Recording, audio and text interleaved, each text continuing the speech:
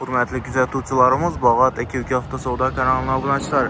Bu videomuzda sizlere gösterip reklam etib beradigan avtomobilimiz egalardan salonimizga sotib berarga kelib turan Cobalt mexanika korobka avtomobili bo'ladi. 2014-yilda ishlab chiqarilgan avtomobilimiz 193 ming kilometr yurib turibdi. Petno kraskasi bor, metan gaz, yumshoq polonlari, chexol poliklari ham zo'rindan qo'yilgan tayyor holatda mashinamiz. Avtomobilimiz aytilish bahosi yurtdoshlar 90 million so'm. Naqd pul bilan kelsangizlar kelishib beriladigan yeri bor. Kredit alamizdan yurtdoshlarimiz bo'lsa 20 million bilan kreditga chiqadi mashinamiz. Oylik to'lovi 3 million 700 ming so'mdan 3 yil muddati bo'ladi yurtdoshlar. Avtomobilimizni kuzov, salon, motor qismlarini sizlarga ko'rsatib tanishtirib o'taman. Salon kısmından başlayalım. Görüşleriniz mümkün. Çexoldan zorundan koyulgan maşinamıza.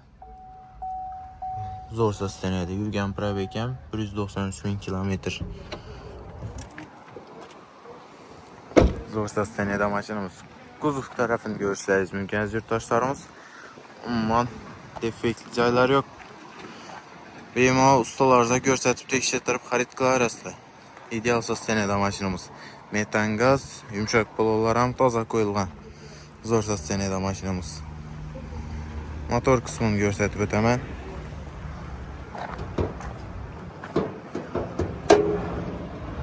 Kuzatishlaringiz mumkin.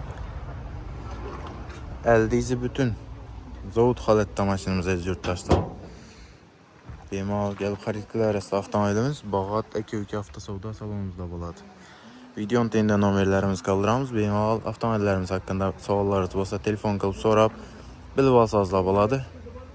Videoga like basıp maksimal derecede tarqatib qo'yishni yoddan chiqarmaysizlar yurtdoshlar. Hammalaringizni kutib qolamiz.